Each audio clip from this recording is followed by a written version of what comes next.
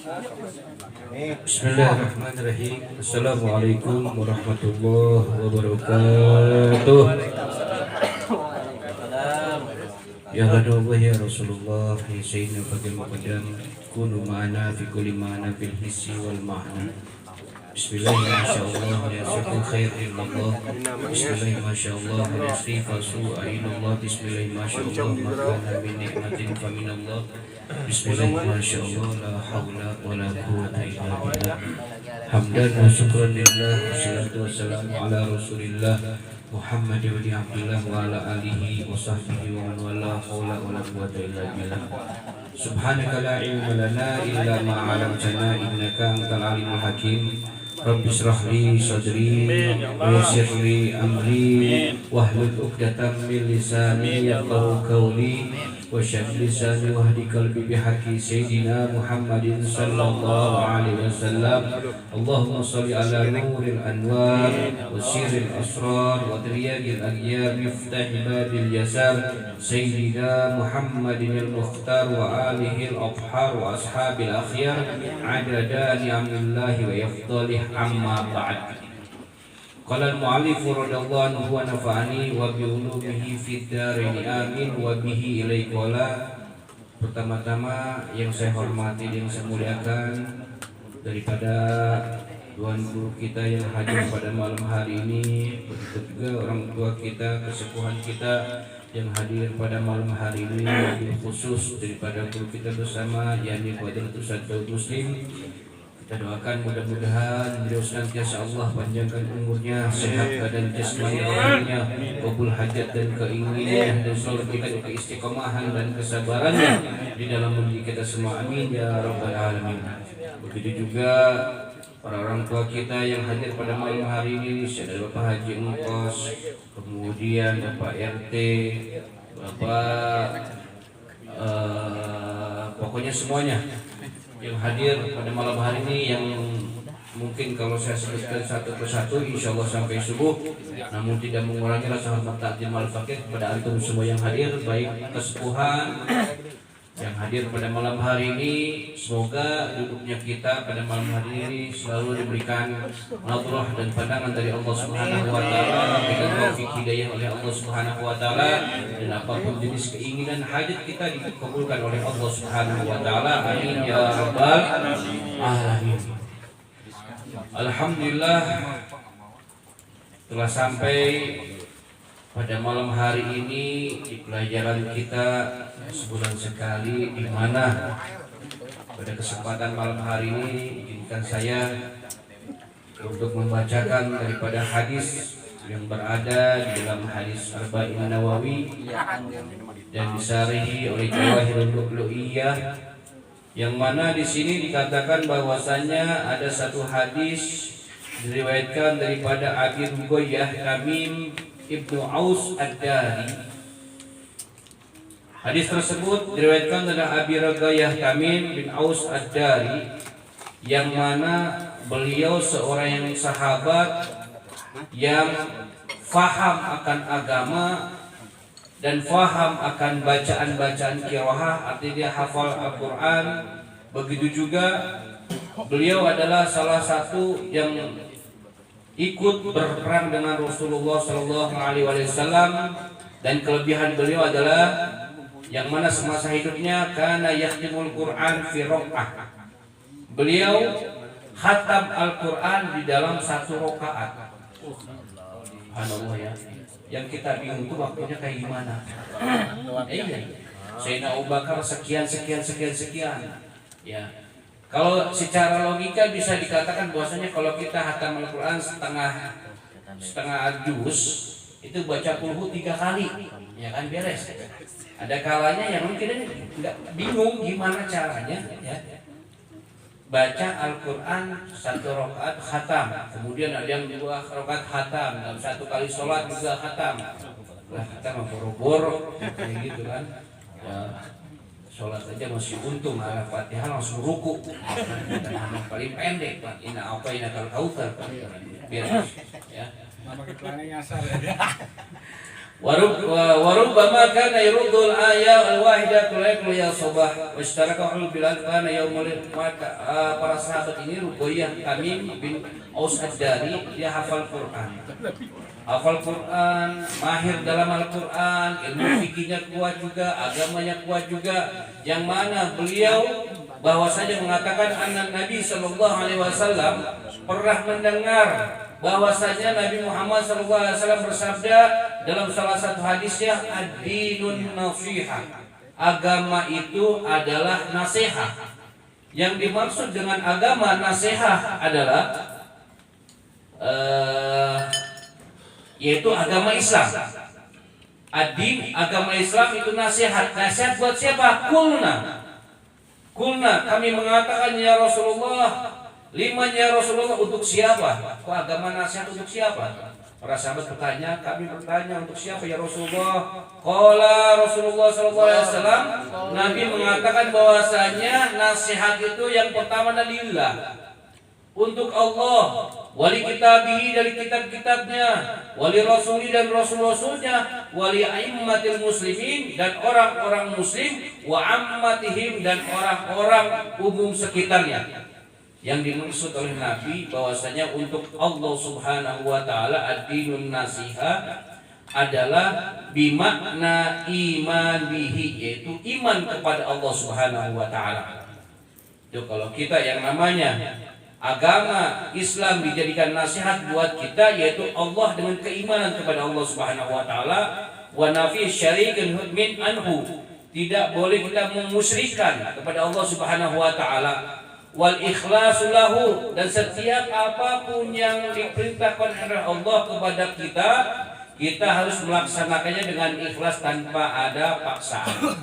Wal qiyamu bi ta'atihi, dan melaksanakan ketaatan kepadanya. Itu namanya keimanan untuk Allah, dari Allah Subhanahu wa taala yang harus kita lakukan, mendirikan melaksanakan apa yang diperintah oleh Allah Subhanahu wa taala. Wasnabil ma'siyati, dan menjauhi daripada maksiat kepada Allah Subhanahu wa taala. Itu yang namanya untuk Allah kepada diri kita yang harus kita lakukan. Wa mualah man ata'ahu, dan melaksanakan ketaatan kepada Allah, wa muadamina asalah, dan menjauhi segala larangannya. Kemudian yang kedua, untuk wali kitabihi, untuk kitab-kitabnya. Yang dimaksud di hadis ini kitabnya adalah Al-Quran, bimana iman bihi wa amila bima fihi, mengimani Al-Quran dengan keimanan dan mengamalkan apa yang ada di dalamnya. Jadi kitab-kitab yang Allah turunkan itu ada 4. Ya, sebelum Al-Quran, mushaf itu ada yang suhuf, sebelum kitab itu ada yang suhuf, sebelum turun ke bumi ini, di langit ini namanya suhuf. Ada suhuf Ibrahim, ada suhuf Sis, ada suhuf, banyak suhuf mushaf. Baru turun ke muka bumi ini namanya kitab. Yang diturunkan kitab oleh Allah Subhanahu wa taala di muka bumi ini cuma ada 4. Yang pertama adalah Al-Quran, yang kedua Taurat, ketiga Zabur, yang keempat adalah Injil. Itu yang wajib kita ketahui, ya, kita imani bahwasanya 4 kitab itu memang ada. Akan tetapi sungguh luar biasa, Al-Quran, kitab Al-Quran dari bainal masyriq wal maghrib itu pasti bahasa Arab. Tapi kalau yang lainnya Injil, Taurat, Zabur tergantung daripada negara dan bahasanya. Makanya sekarang sudah nggak ada Injil yang asli, nggak ada. Semuanya rekayasa manusia semua. Pindah ke Cina, bahasa Cina. Pindah ke Sunda, bahasa Sunda. Itulah kitab-kitab yang lain, kecuali Al-Quran dimanapun Al-Quran pasti pakai bahasa Arab. Itulah mujizat yang terbesar daripada Nabi kita Muhammad sallallahu alaihi wasallam. Kemudian apa? Wa ta'zimi wa ikramihi, kemudian memuliakan, mengagungkan daripada Al-Quran. Wa yahrumu madda rajulil al-mushaf illam yakun murtafian. Nih, yang malam Kamis, ya, yang sering baca Al-Quran, baca Al-Quran, ngaji Al-Quran, hati-hati. Di sini dikatakan bahwa wa yahrumu madda rajul, tidak boleh menyelonjorkan kaki ilal mushaf Illam yakum murtafi, sehingga kaki tersebut lebih tinggi daripada Al-Qur'an. Itu hukumnya haram. Kita lihat kadang-kadang di musola-musola, maaf orang tua itu Qur'annya taruh di bawah, yang enggak dikasih bantal atau rekam. Itu udah kurang ajar. Itu kalamullah. Jangankan Al-Qur'an, kita punya cetakan, punya buku, kalau dipakai sama orang kemudian ditaruh di bawah, kira-kira gedek apa enggak? Gedek. Cetakan gua lama-lama begadang semua, habis kopi berapa satu tak mungkin ya kan. Taunya disia-siain. Alhamdulillah. Begitu juga Allah, ya. Atau kitab-kitab yang lainnya. Pokoknya macam-macam kita, apalagi Al-Qur'an itu tidak boleh sejajar dengan kaki, apalagi di bawah kaki kita, sul adab. Ya. Makanya maaf, sebagian daripada para santri ataupun para asatid yang mana mereka orang kitabnya itu taruh di bawah sejajar dengan kaki, ilmunya banyak, tapi keberkahan tidak ada. Kita cuma mengharap keberkahan. Siapa tahu yang kita hormati kitabnya, kita karak kitabnya, hormati, ada keberkahan daripada itu, sekalipun kita tidak pernah hatam, sekalipun kita tidak paham bacaannya. Intinya kita harus mengagungkan, menghormati apa yang ada di depan kita, wabil khusus daripada Al-Quran ketika kita membaca Al-Quran. Ya, Al-Quran hati-hati, harus benar-benar ketika kita menghadapi Al-Quran, di depan kita Al-Quran. Wa yusannu ja'alahu ala kursiyyi wal qiyam lahu wa taqliduhu wa tasbihu. Maka sunnah di atasnya kursi dan sebagainya. Ya, kalau kita beli Quran, hati-hati itu beli Quran juga. Kalau beli Al-Quran di pasar, jangan bilang beli, karena Al-Quran itu tidak dijual belikan. Bagaimana caranya? Maharnya berapa? Sekian, bayar. Nggak boleh tawar. Nggak boleh tawar. Kalau kita nawar, Al-Quran ditawar. Yang lainnya kan beli gorengan, kucing opat. Jadi nggak pasti dulu kan. Satu bala. Al-Quran jangan. Kalau Allah, ya, kalau Allah tetap sekian, bayar sekian. Itu ada yang ngasih saya, Mas. Nah, ketiga, gratisan saya itu mah. Nah, ketika kita membawa Al-Quran di tas misalnya, atau ada Al-Quran di mana, jangan niat bawa Al-Quran tapi niat bawa yang lain.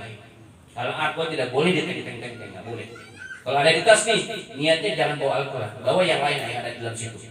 Kalau bawa Al-Quran niat diteng-teng, haram, saking muliakannya. Maka di sini ada dikisahkan, Hukia abadu annahu ra'a waraqa fil ardi fa akhadha fa wajada fi bismillah wa syai'an min al-Qur'an fa qabbalah wa tayyibah. Diceritakan bahwasanya ada seseorang yang melihat daripada selembaran tulisan yang jatuh di tanah, fa akhadha, dia mengambil, fa wajada fiha basmalah, kemudian didapatkan kertas tersebut yang ada di bawah itu ada lafaz bismillahirrahmanirrahim. Wa syai'an minal Qur'an, otomatis Al-Quran bismillah itu sebagian daripada Al-Quran, atau selembaran tersebut ada potongan-potongan ayat Al-Quran yang robek atau gimana, faqabbalaha wa tayyibaha, kemudian dia ambil itu kertasnya, selembaran Al-Quran, dia cium, diagungkan, nemu di jalan.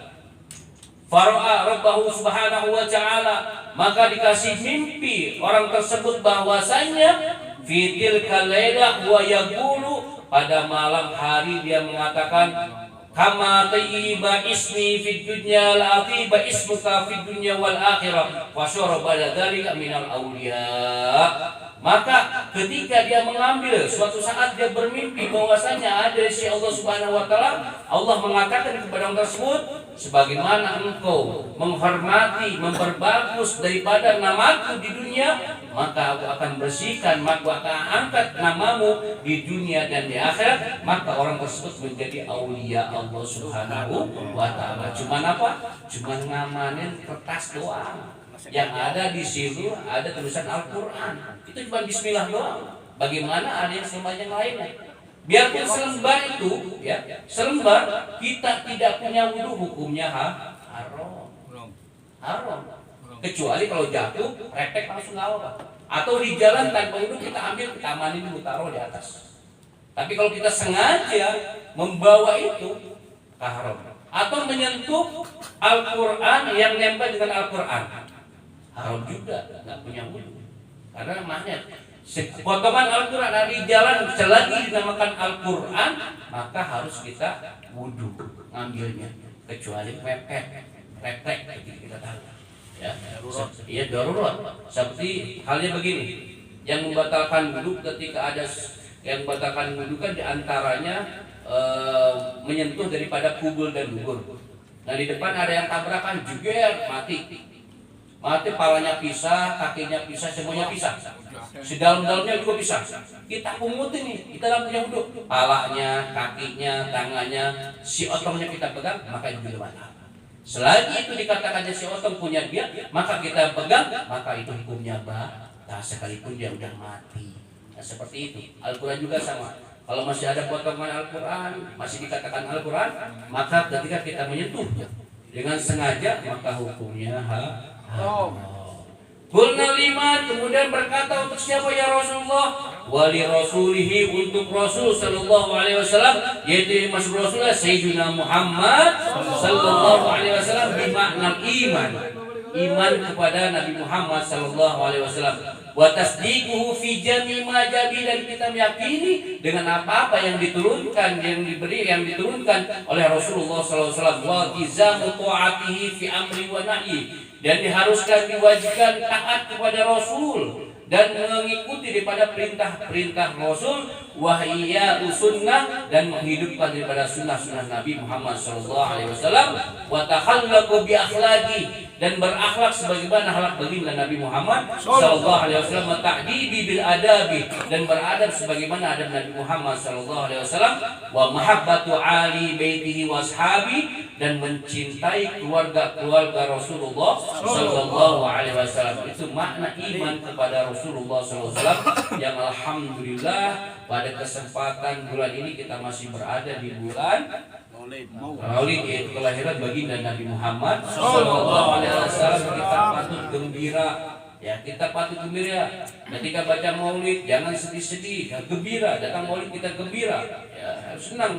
Sebagaimana dikatakan di dalam kitab Sahih Bukhari, "Idza kana hadza kafir dadamuhu bi tabat yadahu fil jahimi muhallala." Apabila datang seorang kafir yang benar-benar nas di dalam Al-Quran telah dicap oleh Allah, Abu Lahab, dengan ayat tabat yada Abi Lahabi wa tab. Itu sama Allah Subhanahu wa taala dicap finnari jahim mukhallada, bakalan kekal di dalam nerakanya Allah Subhanahu wa taala. Ata anahu yaumal isnin yukhaffafu bi ahmada masruran. Pada setiap hari Senin, Abu Lahab itu diringankan siksaannya, bukan di stop siksaannya, itu diringankan, dan bukan berhenti daripada siksanya, tapi dikecilin daripada siksaannya. Kenapa? Masruran bi ahmada, karena dia senang mendengar keponakannya lahir. Tapi bukan mendengar bahwasanya senang, bukan senang karena Nabi Muhammad lahir, bukan. Dia nggak tahu kalau itu Nabi. Abu Lahab nggak tahu kalau keponakannya itu Nabi, nggak tahu. Semua yang nggak ada tahu, ya, bahwasanya senang atas keponakannya telah lahir. Kenapa? Karena pada zaman dahulu yang paling bangga itu ketika ada suami istri mempunyai anak seorang laki-laki karena bisa perang. Tapi kalau punya anak seorang perempuan langsung ditanam hidup-hidup, dikubur. Anaknya Sayyidina Umar bin Khattab juga dikubur karena nggak ada faedahnya punya perempuan zaman dulu, zaman jahiliyah. Dengan berkat wasilahnya Rasulullah hadir, lahir, maka semua derajat seorang wanita diangkat. Kita bersyukur kepada Rasulullah SAW. Kalau kita masih kayak zaman jahiliyah, kita nggak punya anak perempuan, laki mulu. Akhirnya termenterong kan susah. Jadi bingung makanya. Kayak syukur dengan sebab ada wasilah Rasulullah SAW. Itu Abu Lahab setiap hari Senin yang namanya diringankan daripada siksaannya. Fama dhunul abdi masruran bi ahmad wa mata muahada. Bagaimana kalau ada seorang makhluk, seorang hamba, seorang umat Nabi Muhammad yang selalu senang bergembira kepada Nabi Muhammad dan mati dalam keadaan beriman kepada Allah, beriman kepada Nabi Muhammad sallallahu alaihi wasallam, ala Nabi Muhammad sallallahu alaihi wasallam. Kita mau nggak cinta kepada Nabi Muhammad? Cinta itu perlu pengorbanan. Cerita indah namun tiada arti. Cinta, ya, cinta. Cinta itu bertanya, mempunyai daripada tanda-tanda. Seseorang yang mencinta itu pasti selalu ingat akan orang yang dia cintai. Dulu ketika kita muda, pasti senang terhadap perempuan, disebut-sebut namanya. Kita cinta kepada Nabi Muhammad, sebut nama Nabi Muhammad. Dimanapun, setiap hari setiap detik sebut daripada nama Nabi Muhammad.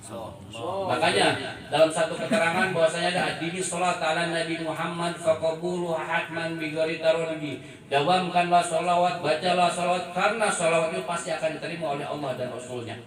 Amaluna bainal qabuli warodiha, sedangkan amal-amal kita yang setiap hari, sholat kita, pahala kita, zakat kita, puasa kita, infak kita bainal qabuli warodiha, tidak terima enggaknya oleh Allah Subhanahu wa taala. Kenapa? Karena sholat, zakat, puasa kita masih pengen dipuji orang. Illa sholat ala Nabi, kecuali sholawat kepada baginda Nabi Muhammad SAW pasti akan diterima oleh Allah dan Rasul Sallallahu Alaihi Wasallam.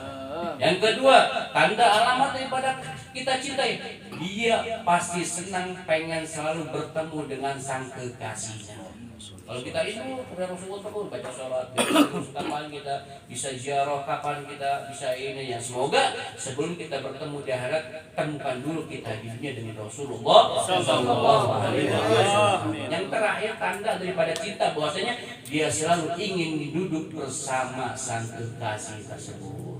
Kalau kita cinta kepada siapapun, pasti pengen bertemu kapan majlis malam berdua datang. Saya sudah kangen pengen dulu. Itu berarti cinta kepada majlis. Nah, bagaimana kalau kita cinta kepada Rasul Sallallahu Alaihi Wasallam? Selanjutnya, nasihat untuk siapa ya Rasulullah? Wali kitabi untuk kitabnya, kemudian wali aimmatil muslimin untuk umat-umat muslim, yaitu para umaro, para pemerintah dan sebagainya. Nasihat kepada orang yang lebih tinggi daripada kita. Wa ila ma ghafalu, apabila dia lupa, kita ingatkan. Ini nasihat. Untuk saling kita di antara kita gunanya ngaji seperti ini, nasihat menasihati. Kalau ada seorang yang menasihati kita, negor kita, jangan pundung, jangan baper, syukur ada yang ngingetin. Itu syukur, alhamdulillah. Berarti kekurangan kita banyak. Maka tempat kita silaturahmi tempat seperti ini. Jangan minder. Kita semua merasa bahlul semuanya. Anak saya juga bahlul. Enggak minder, enggak mungkin. Bahlul semuanya. Kenapa? Kita saling melengkapi. Kita saling melengkapi kekurangan dan kelebihannya. Yang punya kelebihan, ayo tonjolkan, bagi yang lainnya. Yang punya kekurangan, jangan minder, ya, jangan minder. Yang nggak bisa dan sebagainya, jangan minder. Orang-orang malu gitu, nggak bakal dapat ilmu daripada orang-orang yang minder tersebut. Ya, jangan malu-malu. Kita di sini yang namanya belajar bersama, nasihat menasihati.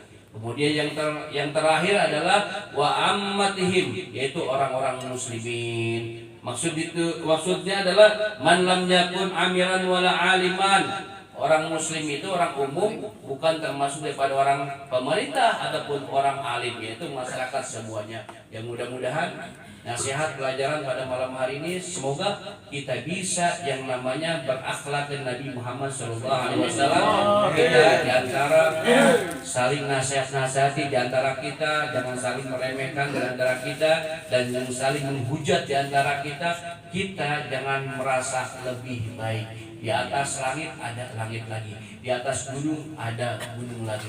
Oleh karena itu, kalau kita punya kelebihan, jadilah diri kita bagaikan padi. Makin banyak pengetahuannya, makin banyak pembisanya, makin tunduk daripada dirinya. Oleh karena itu, mudah-mudahan Allah Subhanahu Wa Taala selalu taufik dan hidayah dari Allah Subhanahu Wa Taala, sehingga kita bisa menyerap, mengambil daripada ilmu-ilmu kita. Amin ya rabbal alamin. Rabbi farfa'na bi barakatihim wahdina husna bi hurmatihim wa amitna fi tariqatihim wa mu'afati minal fitani wa fi subhanakallahumma wa tahiyyatu fi salam wa akhiru da'wana alhamdulillahirabbil alamin. Kurang dan lebihnya al-fakir, mohon maaf. Billahi taufiq wal hidayah. Assalamualaikum warahmatullahi wabarakatuh.